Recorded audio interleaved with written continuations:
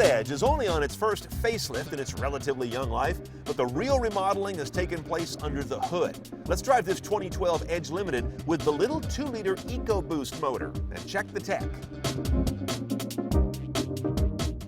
Okay, normally we start these videos inside the car, but the best tech story in this guy is under the hood, because this Edge is a 2.0-liter EcoBoost motor. 2-liter inline-4 sitting side saddle, the kind of engine you expect to find in a very small car like a Focus or something, not in a 2-ton crossover SUV.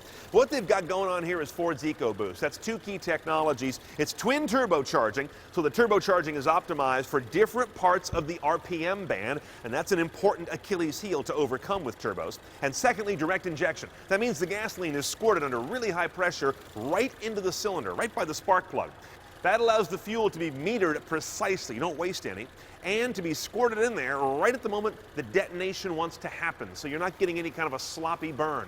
This also allows the fuel to remain cooler, relatively, when it's in the cylinder before detonation. This is important when they design engines because it lets them have a higher compression ratio, the ratio of which the engine, the piston, and the cylinder compress that air and fuel before it explodes. By doing that, you get more power out of the gasoline you use, but the trick is you tend to get spark knock, that detonation sound that a bad engine has.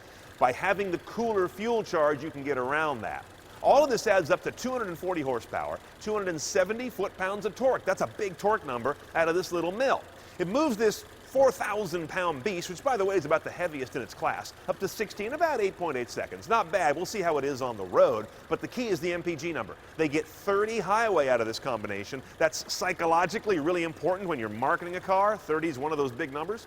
21 city, and as we're going to see, the combined real-world average is quite nice. Let's go inside first. Okay, I know the first thing on your mind is, does this vehicle have the upgraded My Ford Touch that'll shut me up from complaining about how slow and complicated the other version is? The answer is no, so I'm still going to complain a little bit. This is the outgoing generation of My Ford Touch that is just too busy and responds too slowly to touch commands. Ford knows, they've got a new version coming. I've tested it out on the auto show circuit, and it's much crisper. We'll see that in a couple of months. That said, you're also going to notice here a lot of touch controls. This won't be changing. These are the kind of things that you just put your hand over. No button actually moves. They're capacitive, I believe. I'm okay with these. I don't need this kind of convenience on something as simple and positive as climate control. I still like a knob for temperature and maybe another one for the fan. This just seems needlessly delicate for something that doesn't need delicacy. It needs positive feedback and an easy grip. So here's this gearbox that is the only choice on the 2-liter EcoBoost. It's a 6-speed automatic, period.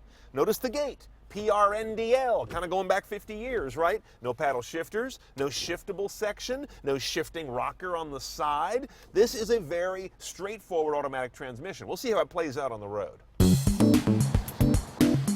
The key to this engine is what gear you're in. All cars these days seem to be programmed to seek top gear all the time. It's really infuriating, but that's one of the key ways they get MPG out of these things, is run them along at 1100 RPM when you're cruising on the freeway, sometimes lower. With this engine, because it's small displacement and it's got to spool up to create its power, those top gears can get in the way and make it feel really leaden until it spools up, changes a gear or two, and then off you go. It's not turbo lag so much as it is mode lag.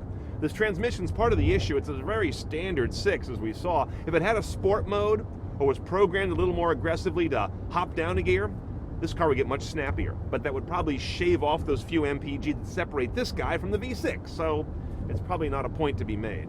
All in all, the car drives well. It does not feel like the engine is overmatched, just needs a little thinking. But I like driving it. Regardless, your payoff is right there on the MPG display. I got between 23 and 24 mixed real-world driving, moving 2 tons of big, tall, square metal around with a 2-liter 4.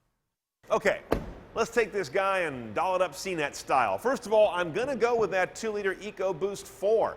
Looks like a pig on paper. As we saw, it drives a lot better than that in real life. The MPG boost over the V6 is not night and day. You're not going to save enough to buy a house with the amount of gas you don't use, but it's an important threshold that it gets to in real world and highway MPG.